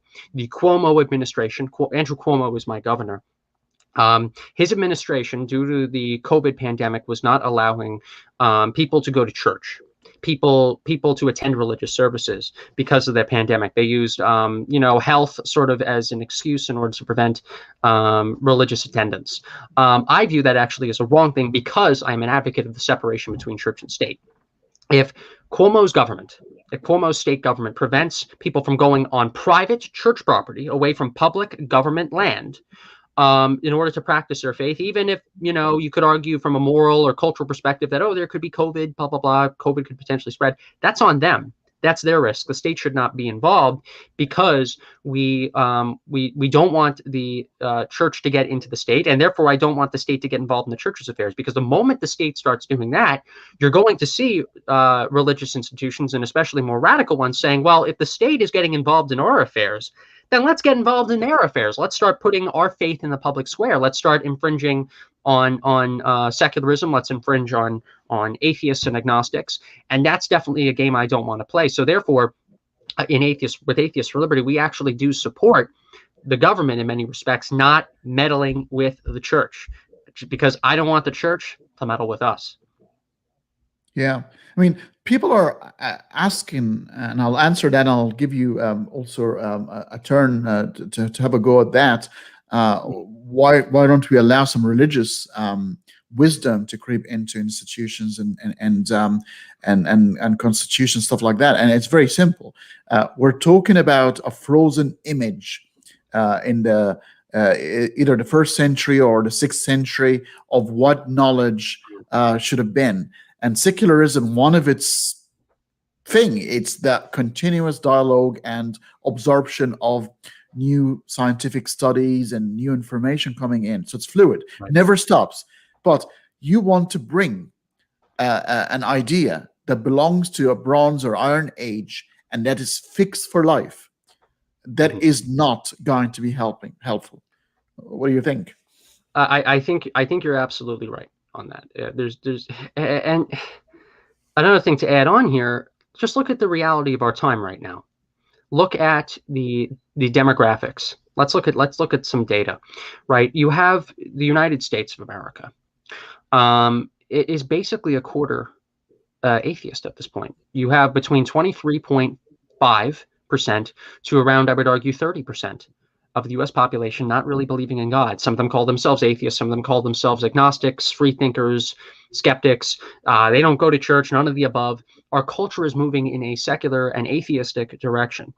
And if that is the case, if this trend is going to happen, and by the way, a third of millennials and Gen Z as well are atheists, basically. So, and that's assuming no growth. So then if the millennials and the Zoomers, they grow into their 40s and 50s, and a third of millennials and Zoomers in their 40s and 50s will then be atheists. And that's assuming no growth. That's assuming no continued growth, continued changes. So there, of course, is going to be growth in the amount of people who are secular, who are atheistic. So obviously, if religion is losing influence and people are not looking to God or to a religious institution for an answer, to answers, for questions about life and how we should conduct policy and how we should shape ourselves, then obviously we need to look for alternatives. So a lot of people simply will not resonate with religious messages and religious iconography within government and within policy in the years to come. So we have to be prepared for that. We have to, from a public policy perspective, we need to start making those preparations right now in the early 21st century. So we're prepared to solve these human problems and these policy problems later on in the right way. So we don't I don't know, go into a cultural catastrophe. It is it is worrying. It is worrying for sure. Obviously, different countries have different views. I mean, in Europe, this is not even an issue at the moment. It's very much dominated by secular views. Even if you're religious, you're kind of understand now that you got the freedom you need to be able to practice your religion freely. Right. Saying that, the dynamics is changing a little bit because of the amount of refugees being received by Europe. And it's obviously gonna have its toll on the culture. Those who will sort of adhere to the melting pot of the nation and learn the language and learn a skill and get employed, there's nothing to fear here. That's brilliant. That's great. It should be encouraged. Yeah. But those who are gonna create ghettos within the country and the no-go zones and here we go, a subculture, that is going to be an issue. It's going to be a massive issue. And I will say, I don't have all the answers right now, but we're humans, we evolve, we learn. And at least if we have the common goal in mind at the end of the day, we can try to find those solutions later on. But it's so important why we also grow our community and grow this sort of new movement that we're trying to develop now, because it needs to be developed. Yeah. I've got a few people who've been talking about Australia and how the native settlers are supposed to be the one that sort of get all the upload. but they're missing the point here. Why do people always tend to think, all right, this country or this piece of land belonged to these people 60,000 years ago, and not realizing that the entire world dynamics was completely different? There were actually no countries. There was no nationalism. All these sense of nationalism were completely not important, and there were imperialistic countries that sort of occupied most of the world, and the world is changing now. But if you are resentful of the past, and that's my view, if you're always resentful of the past, that somebody has done something wrong and never grow away from that, you actually creating your own prison. You will never break free. You will I nearly never break free. I nearly stayed in that. And it's, you need to understand that people move on. You need to understand that life goes on, and that human beings are human beings, and you can't always change everybody. It's just a fact of life. Just because, for example, I'll state in the United States, just because slavery happened starting in 1619 in the U.S. doesn't mean that we respect slavery or defend slavery today. You have a lot of woke people in the United States saying that we defend a culture of slavery in the country now, which is utterly ridiculous. We ended slavery, rightfully ended slavery at gunpoint in the 1860s. And we celebrate that. We celebrate that all the time. But there are some people who say, well, this happened 400 years ago. Okay, were you alive 400 years ago? Were you alive 400 years ago? Do you deserve reparations because, you had a slave holder? Were you taken on a slave ship, back in the 16, 17, 1800s? No, you weren't alive to experience that.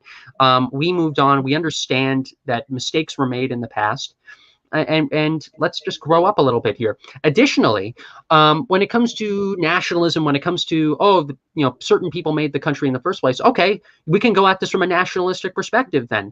Who says that we can't, reach out to the demographics or native demographics of a certain area to push for policy objectives? There are certain homogenous countries that exist today in Europe. Look at Sweden. Look at the Nordic countries, right?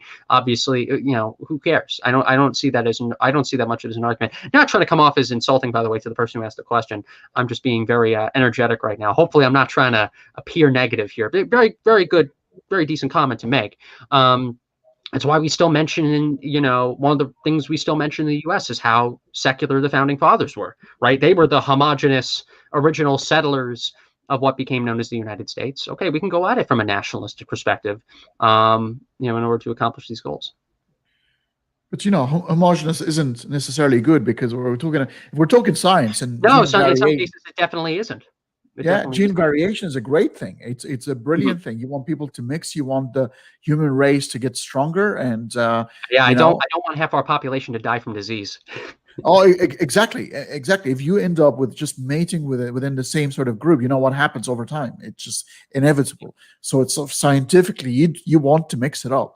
And you end up look at the Native American population that happened the moment the Spanish came over, the moment the British came over. The Spanish and the British and numerous other cultures in Europe, they were smart, and they realized, okay, since we are traveling around the world, we need to interact with these peoples more.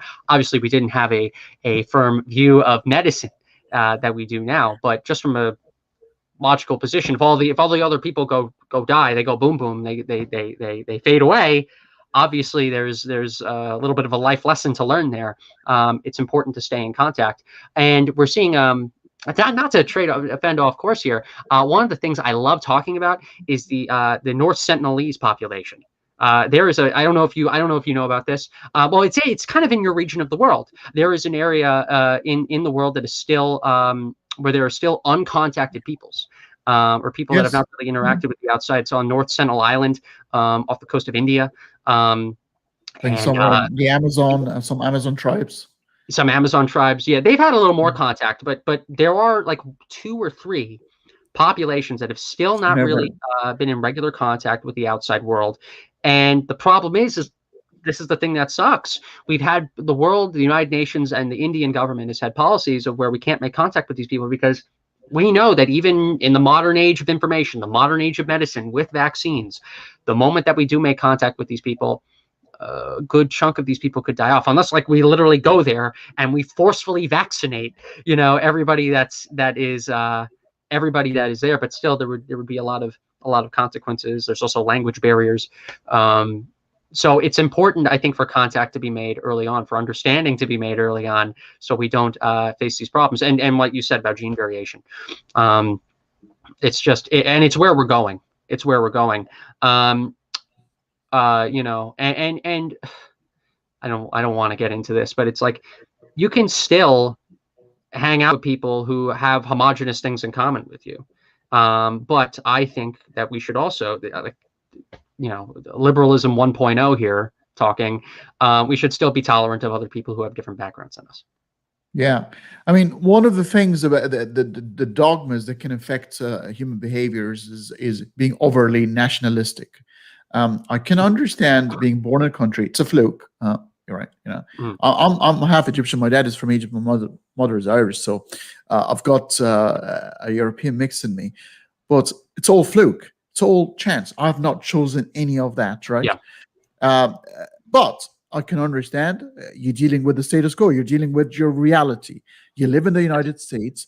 You want to be proud of that piece of land. You want to make it better for everyone to live within. So it's within. It's very logical. You want to do that, but you don't go over and beyond. You go, well, and by that I mean my country is the best country since sliced bread, and everybody else sucks. And you know, you don't go to that level. You go, hey, I live here. This is my reality. I want to make this reality a good one.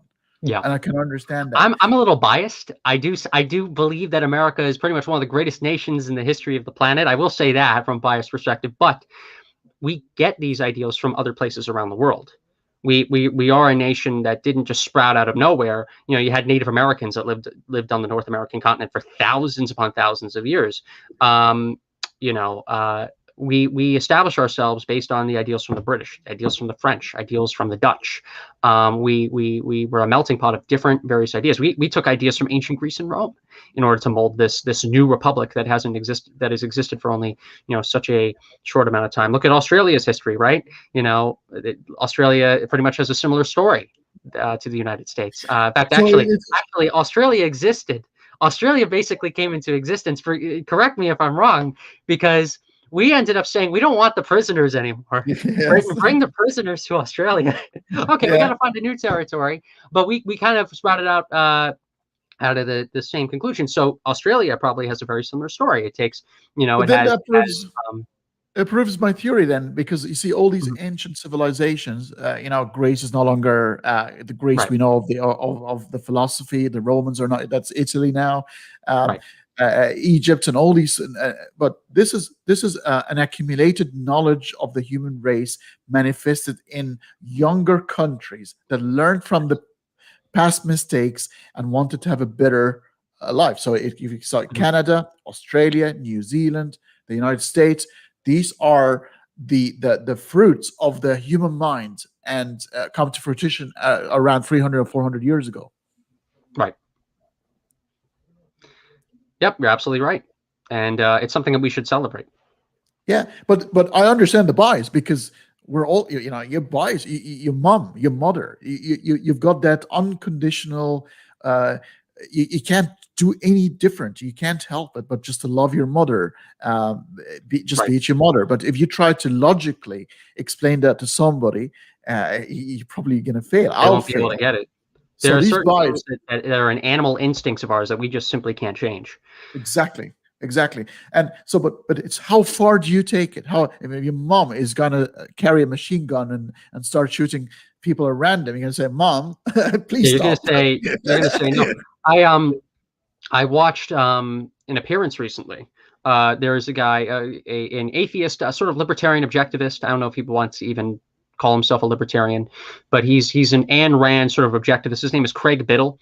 He was on Dennis Prager's Fireside Chat a few months ago, back in February, and they were talking about the sort of exact issues about loving thy mother and father. And Craig said, you know, it's a wonderful thing to have respect and love and care for your parents. They raised you to the world, but there are certain limits. If you know you have an abusive family, for instance, you might not respect them. You might not love them. You know, so there is a bit of a circumstance, and I don't think the Ten Commandments and divine divine, a divine commandment saying to always love your parents, even if your parents are absolutely horrible people and treated you, wrongly. I just don't think that is the case. I think everything should be circumstantial, in that regard. I think it should be a very long line. Like there should be a very long line until like you really, like your parents would probably have to do something so bad to you in order for you to not have any love. I understand if you maybe didn't have the perfect childhood and your parents are imperfect. I think, in my opinion, you should still have some love and care and affection for your parents and respect for them and understand the sort of human circumstances they went through. But if your parents were just treated you absolutely like awful, you can't think of any positives that you got in your upbringing, then understandably, one might not have as much of a connection to their mothers and fathers. But you'll end up with that Freudian complex, which is like almost like a love-hate relationship. It's like, you can imagine that kid killing his own parent and then cry over it while it's like it's the mixed feelings of why haven't they loved me enough? And it's a very complex issue, this, because that's your roots. But you can what I'm trying to say, biases are there. And biases. I was talking to Bart Ehrman, and he said something very interesting. He said, "There is no way that you can rid yourself from biases. The only thing you can do is be aware of them, and be careful while you're treading, not to exceed certain things. But biases are there. I mean, if you don't have any bias, you are just a suspended brain in the air. You just you live a reality. Sometimes bias is a good thing in some aspects, depending on if we look at data and we see certain statistics. Like I have a bias that the United States has a better standard of living, and in my opinion is a better country than Yemen or Syria or Iran. That's empirical. Yeah, it's empirical. Yes. Good. But there's bias is not always a bad thing, but we always have to be objective and sort of again see where the line is drawn. Yeah, it is interesting that, but these are the gray areas, the 50 shades of gray, where people play on, and it's like, oh, you've got a bias. Oh, you're just, and they start to demonize you. And it's like, yeah, I got biases. I love my country. I love my girlfriend. I like that food. I've got taste. But hey, try to convince me otherwise. I love that you use 50 Shades of Grey as an example. I'm being so immature right now. I can just imagine like one of us making a presentation at a conference. 50 Shades of Grey. The differences in culture and bias and nationalism. It's such a good presentation by Hanney and Sheedy. But it's because people are always looking at things in black and white, and life is hardly black and white.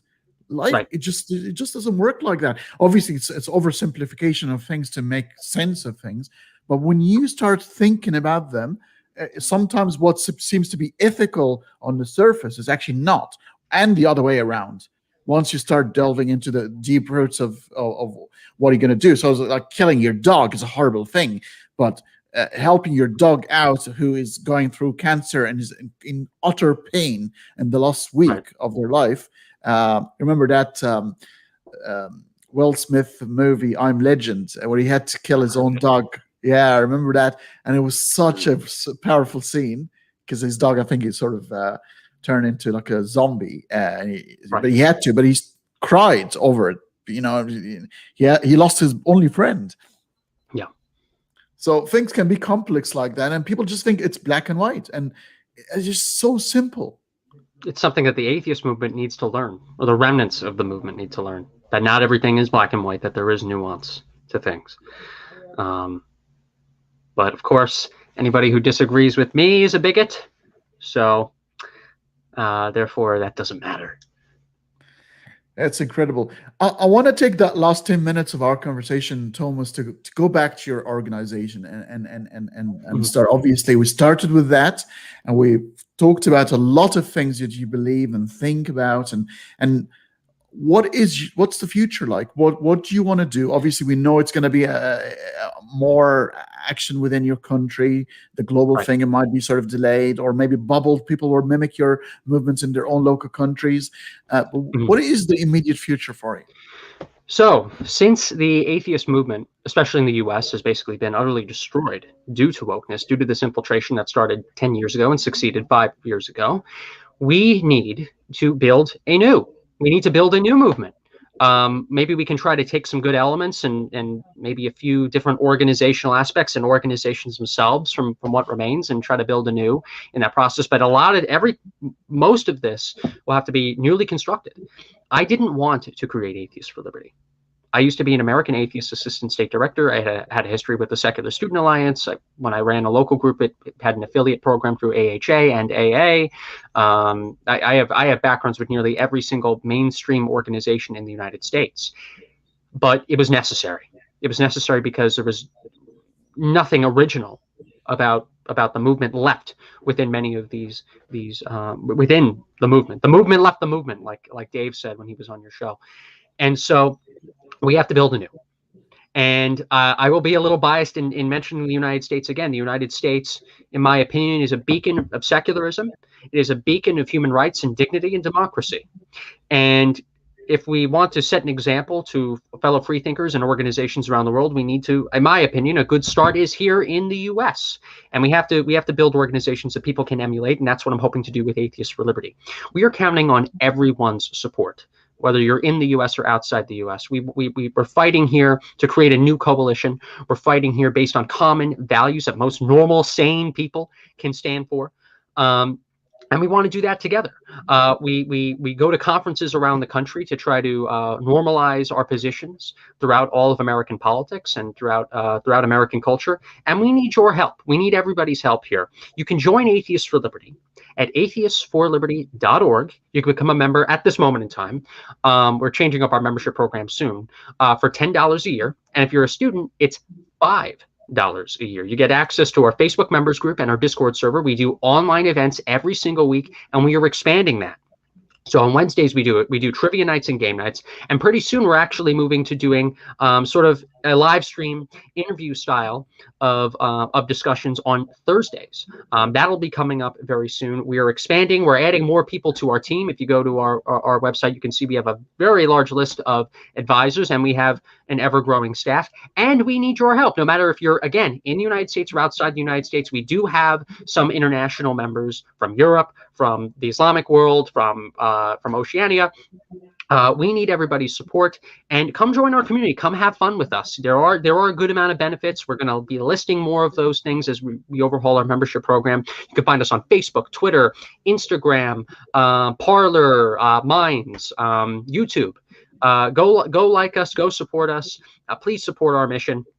And Hanney, I want to thank you so much for having me on the show. I really appreciate it. This was a great discussion. If you ever want to have me on again, sure. This was a blast. This is brilliant. I expected that because we were the few minutes we had before going live. I felt the conversation was quite organic, was quite natural. But I really have a word with David next time, and I think the three of us should get together because I think we're gonna have a crack.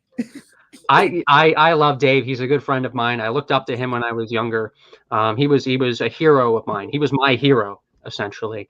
And I really have to credit him with a lot of ways in how I developed as a person and as an activist. And I've been with Dave on a few shows in the past. He's coming with me to Freedom Fest in July. We're going to be reaching out to the libertarians over the summer in South Dakota. But he's a great guy. Count me in on that. I bet Dave will say yes to that as well. Yeah. Well, I'm sure. I think it will be quite interesting stream. It's just the three of us. The combination will just yield some magic, and I think it will be a brilliant conversation. Thomas, thank you so much. You are wise and knowledgeable beyond your years, and you're like 22 or 23. I just turned 23. Yeah, you see, goodness. I mean, that is the future. 23 years old with all this information, all this energy, to be able to graduated recently. You are doing all these extracurricular activities, and that's brilliant to see that the future is saved, guys. If we have few more like Thomas, I think the world, the planet can be saved finally. And that's why we need everybody. Again, atheistsforliberty.org. I want to talk to every single one of you. Come join our community. Come be a part of our movement. Come be a part of what we are rebuilding. My board chair has said that even before we do the membership overhaul, everybody who signed up is going to be a founding member of the organization. We really do take suggestions and ideas very, very seriously. So please, again, go to atheistsforliberty.org, find us on social media, join our movement. And again, Hanney, once again, I want to say thank you so much for having me on. This was fun. Count me in for next time. This is brilliant. By the way, guys, once again, the description of this video has Thomas's full details, the website, the YouTube channel, and the Facebook page. Please visit these sites and say hello to Thomas and see if you want to have a dialogue and potentially join the activities. Thomas, thank you very much. I'll end it at that. And thank you, guys. I look forward to our next broadcast, which will be in about a couple of days from now. I'll just have a bit of a sleep in tomorrow, and I'll see you again probably around the Sunday time. Goodbye.